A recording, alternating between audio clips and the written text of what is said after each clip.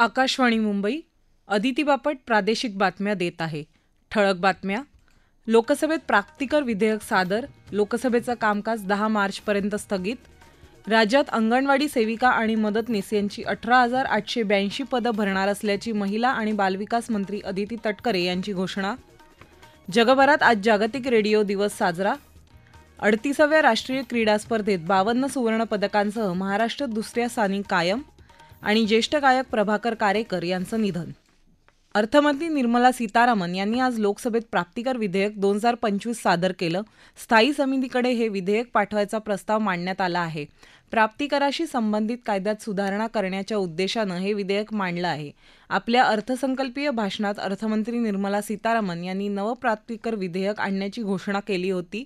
दरम्यान लोकसभेचं पहिल्या टप्प्याचं कामकाज पूर्ण झाल्यामुळे येत्या 10 मार्चपर्यंत सदनाचं कामकाज स्थगित करण्यात आलं. वक्फ दुरुस्ती विधेयक 2024 बाबतच्या संयुक्त समितीचा अहवाल आज संसदेच्या दोन्ही सभागृहात मांडण्यात आला. विरोधी सदस्यांनी केलेल्या गदारोळामुळे लोकसभेचं आणि राज्यसभेचं कामकाज तहकूब करण्यात आलं होतं. फ्रान्सच्या यशस्वी भेटीनंतर प्रधानमंत्री नरेंद्र मोदी आपल्या दौऱ्याच्या दुसऱ्या टप्प्यात आज पहाटे वॉशिंग्टन इथं पोहोचले.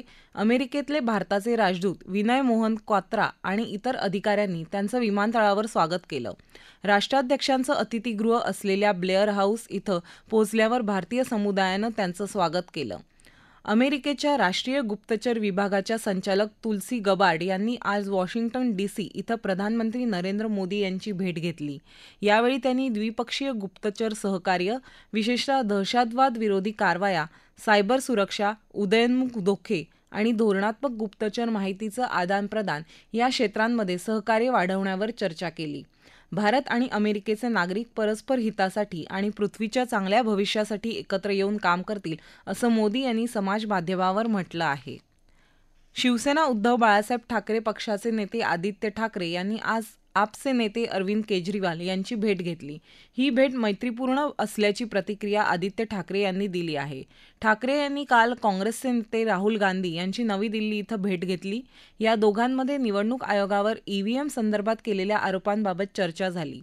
ज्येष्ठ नेते शरद पवार यांनी महाराष्ट्राचे उपमुख्यमंत्री एकनाथ शिंदे यांना महादजी शिंदे राष्ट्रगौरव पुरस्कार दिल्याच्या पार्श्वभूमीवर ही भेट महत्त्वाची मानली जात आहे.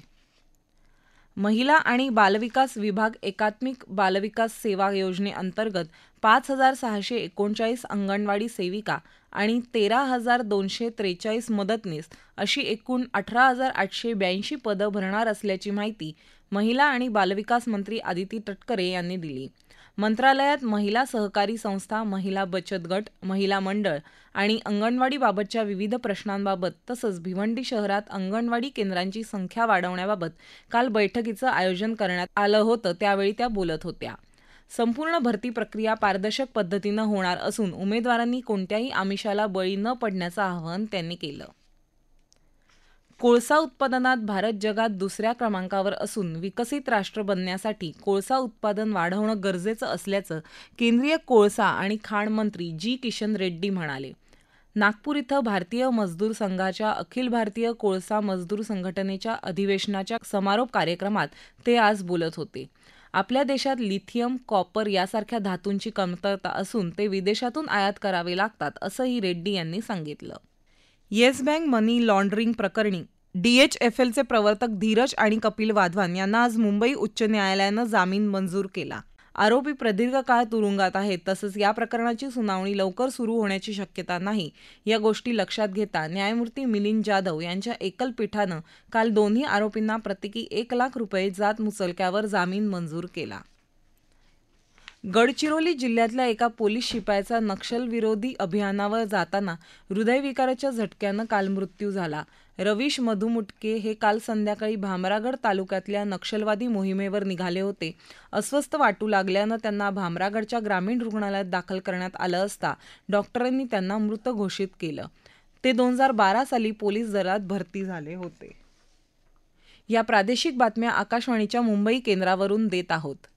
मुंबई एअर न्यूज या YouTube वाहिनीवर बातमीपत्राचं ध्वनिमुद्रण कधीही ऐकता येईल. प्रादेशिक बातमीपत्रात आपलं पुन्हा एकदा स्वागत. जगभरात आज जागतिक रेडिओ दिवस साजरा केला जात आहे.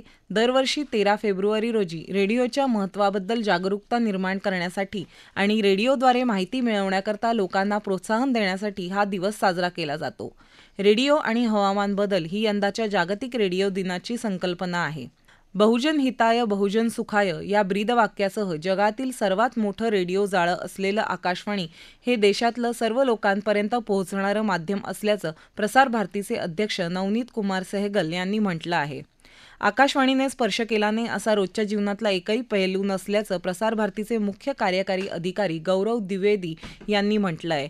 तर गेल्या 9 दशकांपासून आकाशवाणी माहिती, शिक्षण आणि मनोरंजनाच्या माध्यमातून श्रोत्यांपर्यंत पोहोचत असल्याचं आकाशवाणीच्या महासंचालक डॉक्टर प्रज्ञा पालिवार गौर यांनी म्हटलं आहे. आजच्या काळातही अधिकाधिक श्रोत्यांपर्यंत पोहोचण्यासाठी अनेक संस्था आकाशवाणीची मदत घेत आहेत. लहान मुलांसाठी काम करणारी कला पंढरी या संस्थेनं अधिकाधिक मुलांपर्यंत पोहोचण्यासाठी स्वतःचा स्टुडिओ बनवला आहे. इथं तयार केलेले कार्यक्रम धाराशिव आकाशवाणी केंद्रावरून प्रसारित केले जातात.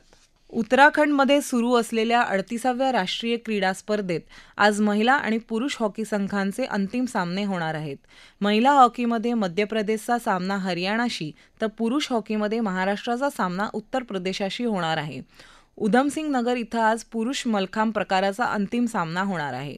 पदक तालिकेत सेना दल संघ 66 सुवर्ण पदकांसह अव्वल स्थानावर आहे, तर महाराष्ट्र 52 सुवर्ण पदकांसह दुसऱ्या आणि हरियाणा 39 सुवर्ण पदकांसह तिसऱ्या स्थानावर आहे. इंग्लंड विरुद्धची 3 सामन्यांची एकदिवसीय क्रिकेट मालिका भारतानं 3-0 अशी जिंकली आहे.